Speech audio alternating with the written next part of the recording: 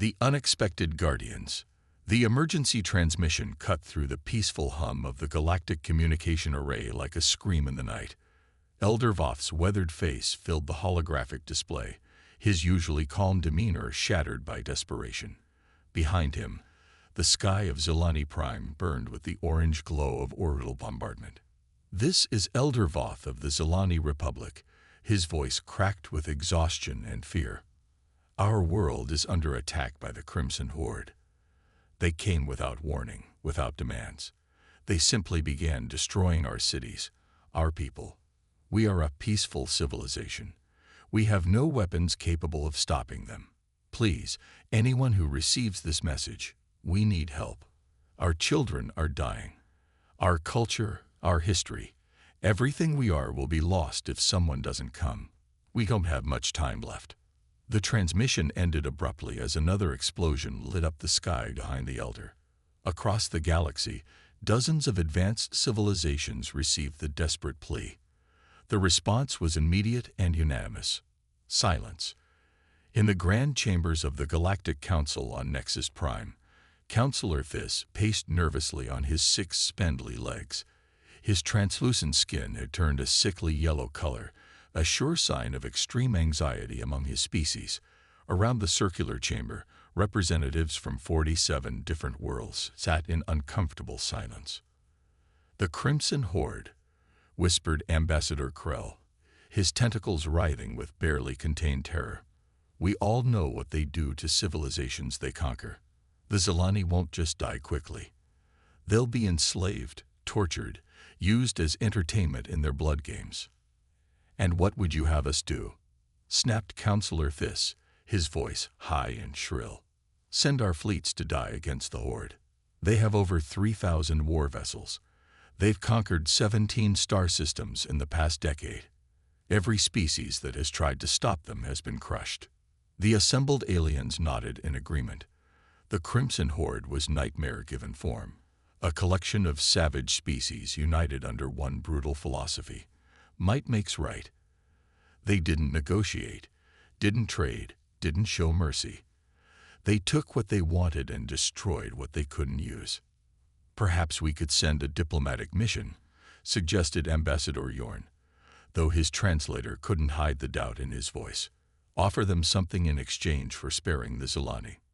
"What could we possibly offer that they can't just take?" Thys's skin color shifted to an even more sickly shade. "They don't want resources or territory. They want conquest. They want to prove their superiority by grinding other species into dust." The debate continued for hours, but it was clear that no one was willing to risk their own people for the Zilani. The math was simple. Any fleet sent against the Crimson Horde would be destroyed, and then the Horde might decide to attack the sender's homeworlds as well. Better to let the Zilani die and hope the Horde moved on to some other unfortunate species.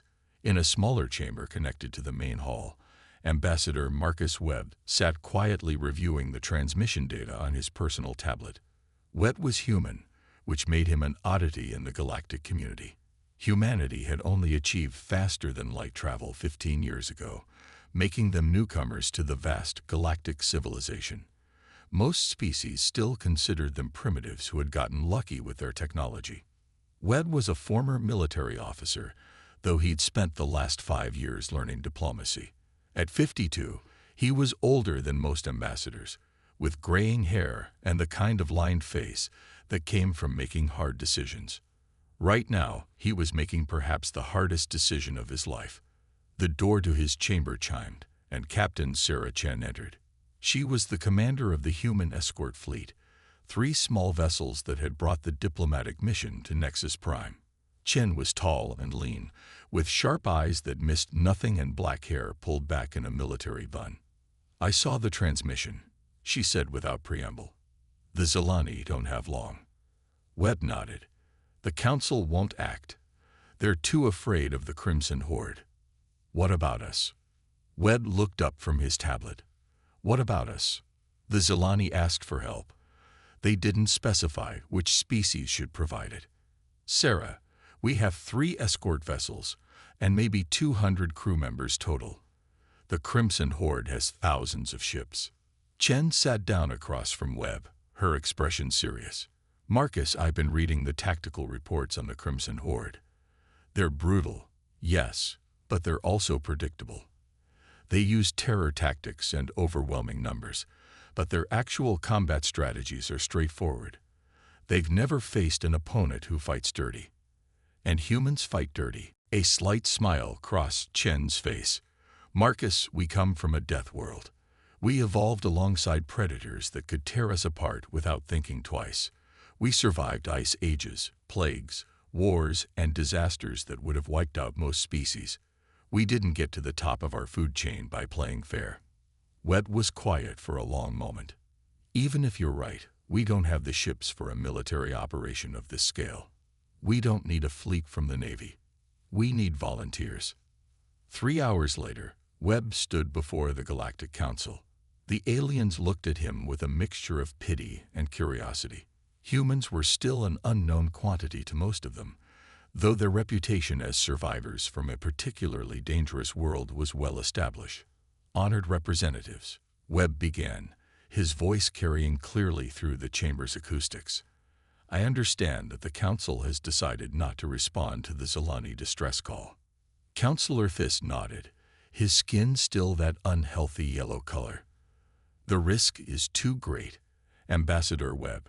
The Crimson Horde cannot be reasoned with or defeated through conventional means." "I agree," Webb said, surprising everyone.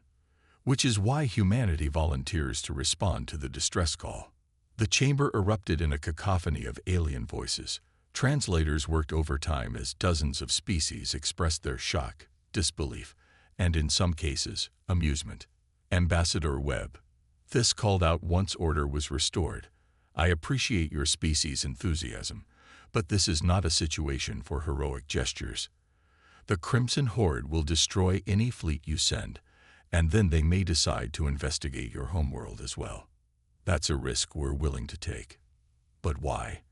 The question came from Ambassador Krell, his tentacles still twitching with nervous energy. "The Zilani mean nothing to humanity. You've never even met them before today." Webb was quiet for a moment, considering his answer. When he spoke, his voice was steady and clear. "Because they asked for help. The transmission to Earth was sent on the most secure channels available. Within 6 hours, the response came back. Operation Distant Shield was a go.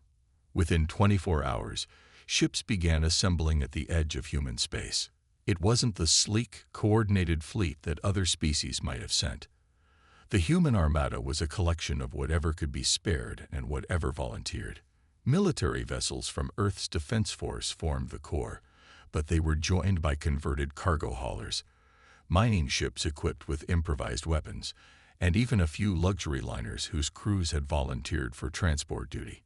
Captain Chen found herself in command of this unlikely fleet from the bridge of the EDS Valiant, a heavy cruiser that had been Earth's primary deep space exploration vessel until the crisis began. Around her, dozens of other ships held position, their crews running final checks on weapons and systems. "Final count, Captain," reported Lieutenant Jake Morrison, a young officer who had volunteered to transfer from a safe posting on Luna. 63 vessels, ranging from military cruisers to converted mining ships. Total crew complement is approximately 4,000. Chen nodded. "Armament status. Standard military ships are carrying kinetic weapons, missiles, and defensive systems.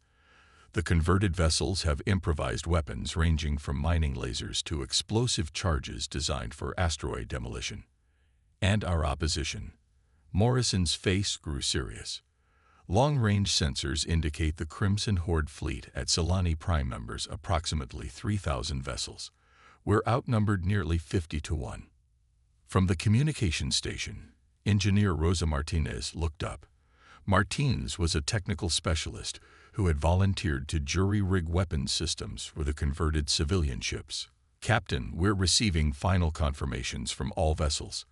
Everyone knows the odds. And everyone's staying." Chen looked out at the assembled fleet through the bridge's main viewport. She could see dozens of ships, each one carrying people who had volunteered to risk everything for strangers they'd never met. It was either the most noble thing humanity had ever done, or the most foolish.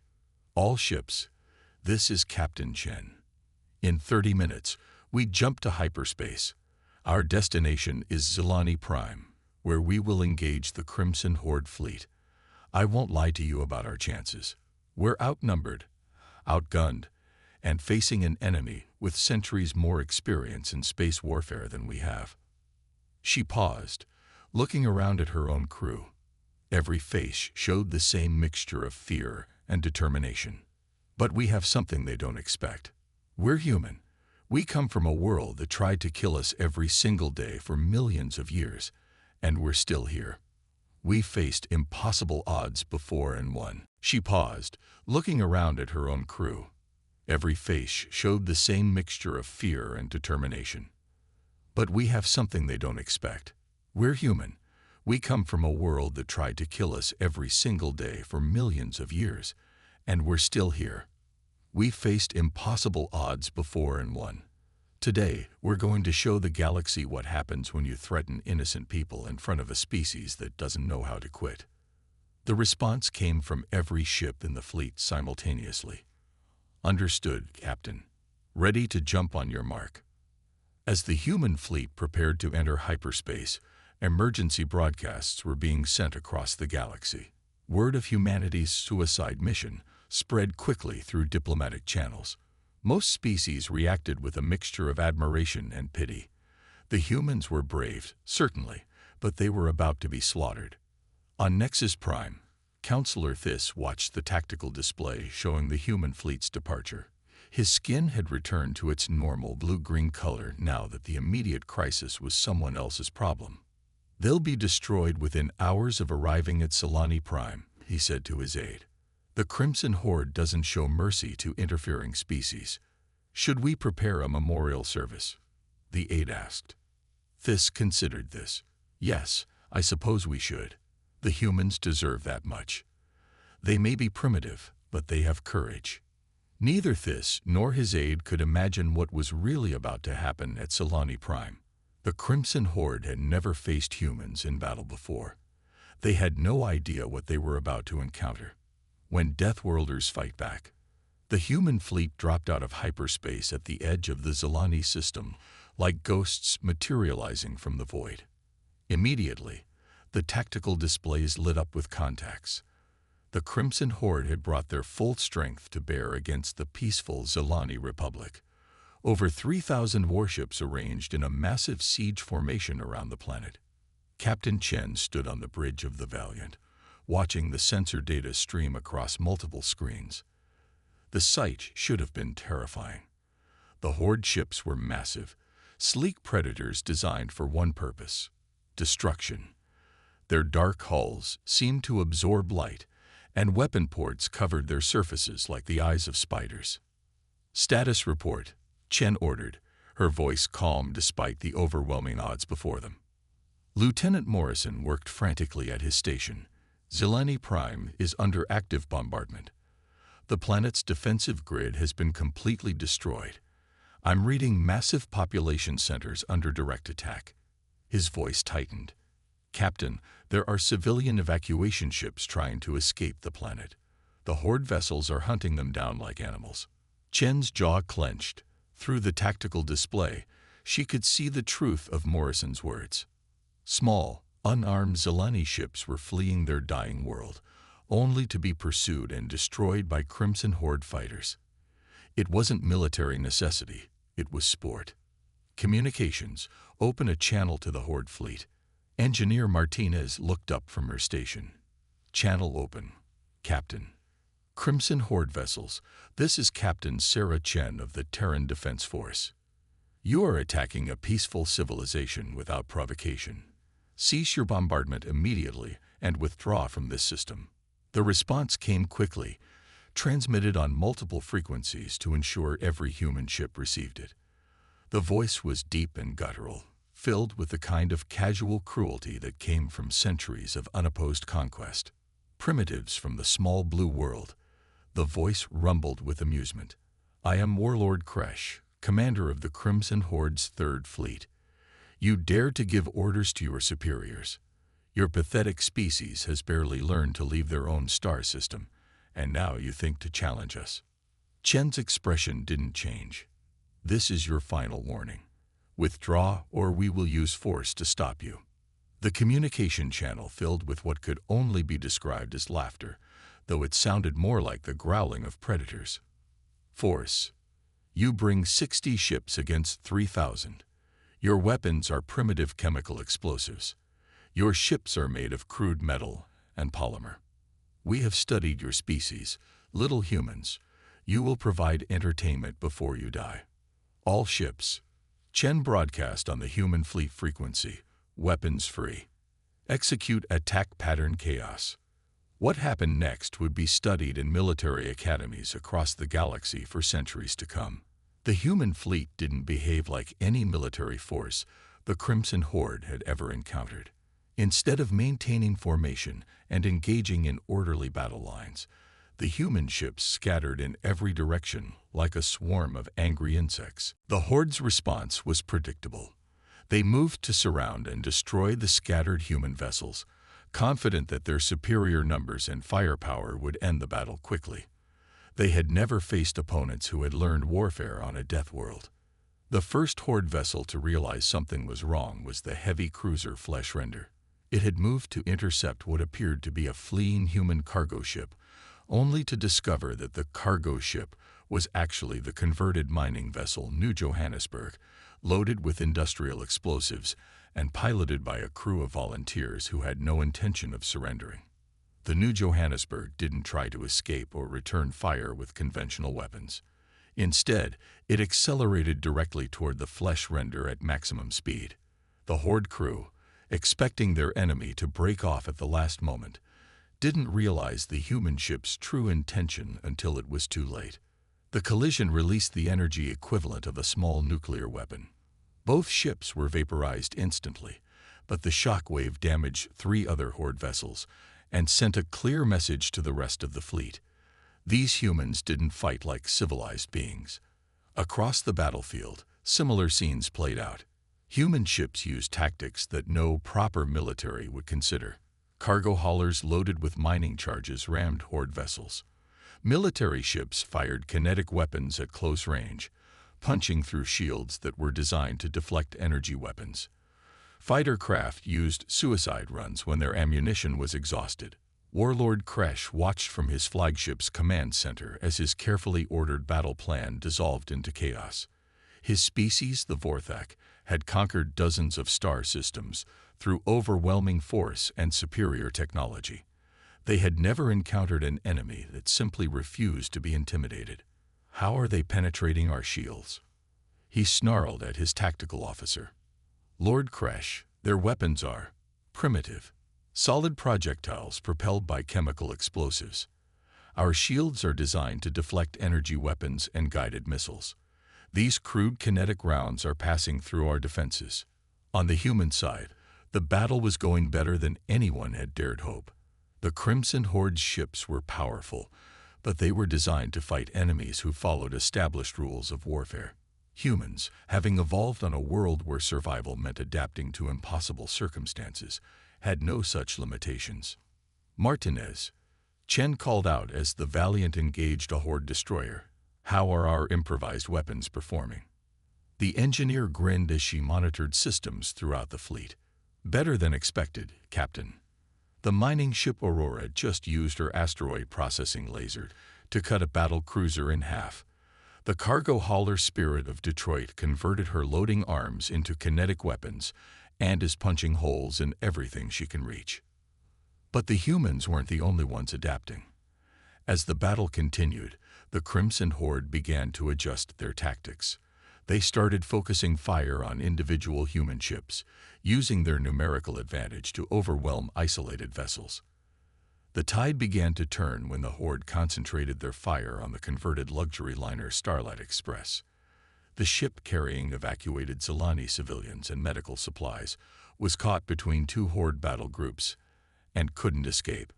Lieutenant Morrison watched the tactical display with growing horror. "Captain, the Starlight Express is surrounded. They're requesting immediate assistance." Chen looked at the display. Saving the liner would require committing most of their remaining military vessels, leaving the rest of the fleet vulnerable. It was a tactical nightmare, but it was also exactly the kind of decision that defined humanity. All military vessels converge on the Starlight Express. Maximum speed. The rescue turned into the most brutal fighting of the battle. Human military ships threw themselves into the horde formation with reckless abandon, trading themselves for time to evacuate the civilian vessel. The destroyer Calgary rammed a horde battle cruiser to clear an escape route. The frigate Sao Paulo used her entire missile inventory in a single devastating salvo that crippled 2 enemy ships. It was during this desperate fighting that something unexpected happened. The Zelani, who had been hiding on their dying world, began to fight back. Elder Voth's voice crackled across emergency frequencies from the planet's surface. People of Zelani Prime, the humans from Earth have come to help us. They are dying for us, strangers from across the galaxy. We cannot let their sacrifice be in vain. All remaining defense forces, all civilian vessels capable of flight, join the battle. Today we fight alongside the warriors from the Deathworld. What remained of the Zelani fleet rose from their planet to join the battle. They were mostly civilian ships hastily armed with mining equipment and industrial tools, but they had one advantage. They knew they were fighting for their survival and the survival of their children. The combined human-Zelani fleet was still vastly outnumbered, but something had changed in the dynamic of the battle. The Crimson Horde had expected to face frightened victims, not determined warriors willing to die for each other. Warlord Kresh made a tactical error born of frustration and pride. Instead of maintaining his disciplined formation, he ordered a general advance, intending to crush the combined fleet through sheer overwhelming force. It was exactly what Captain Chen had been hoping for. All ships, implement final protocol, she broadcast. The final protocol was humanity's last desperate gamble. Every ship in the fleet, military and civilian alike, had been equipped with what the crew euphemistically called party favors, improvised nuclear devices created from ship reactors and industrial materials. They weren't sophisticated weapons, but they didn't need to be. The human ships, many of them already heavily damaged, began accelerating toward the largest concentrations of horde vessels.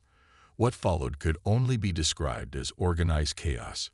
Ships that could no longer fight effectively became guided missiles. Vessels too damaged to escape turned themselves into bombs. The mining ship Titan's Glory, her hull breached and life support failing, managed to detonate her improvised device inside the hangar bay of a horde carrier. The explosion not only destroyed the carrier, but also damaged every ship within a kilometer radius. The psychological effect was devastating to the Crimson Horde. They were used to enemies who fled when faced with superior force, who surrendered when defeat was inevitable. These humans simply kept fighting, kept finding new ways to inflict damage even as their own ships were destroyed. Lord Kresh, his tactical officer, reported, voice tight with something that might have been fear, "We have lost over 400 vessels. The humans are down to 30 ships, but they refuse to withdraw." Kresh stared at the tactical display in disbelief. By all military logic, the humans should have been defeated hours ago. Their fleet was in ruins, their casualties were massive, yet they continued to fight with increasing desperation and creativity. "What kind of species are these humans?" he muttered. The answer came from an unexpected source. The Zelani had managed to restore partial communications with the rest of the galaxy, and Elder Voth's words were being broadcast on emergency frequencies throughout known space. "These are the humans," Voth said, his voice filled with wonder and gratitude. "They came when no one else would. They fight when victory is impossible. They die for people they have never met because it is right. The galaxy calls their world a death world, but I think they are wrong. Earth did not create killers. It created protectors." The turning point came when Captain Chen, her ship crippled and her crew reduced to a handful of survivors, made one final gambit. The Valiant was dying, her reactor failing and her weapons offline, but Chen had noticed something in the horde formation that gave her an idea. "Martinez," she called to her chief engineer, who was trying to keep life support online with spare parts and determination. "Can you give me one more jump to hyperspace?" Martinez looked up from her jury-rigged console. "Captain, the hyperspace generator is barely functioning. We might make it, or we might scatter our atoms across 3 star systems. That's a chance I'll take. Plot a course directly through the center of the Horde fleet formation. Maximum speed." What Chen had realized was that the Crimson Horde ships, despite their advanced technology, were closely packed to maximize their firepower concentration. A hyperspace jump directly through their formation would create a massive gravitational disturbance. The Valiant's final jump to hyperspace was spectacular and devastating. The gravitational shear created by the ship's passage tore apart the fabric of space-time itself, creating a brief but intense gravitational anomaly that pulled dozens of Horde ships out of formation and into each other. The explosion that followed lit up the entire star system. When the energy finally dissipated, over 200 Crimson Horde vessels had been destroyed or disabled, including Warlord Kresh's flagship. The surviving Horde vessels, their command structure in chaos and their morale broken, began to withdraw from the system. They had never encountered anything like the human fighting spirit, and they had no desire to continue facing an enemy that treated certain death as merely another tactical option.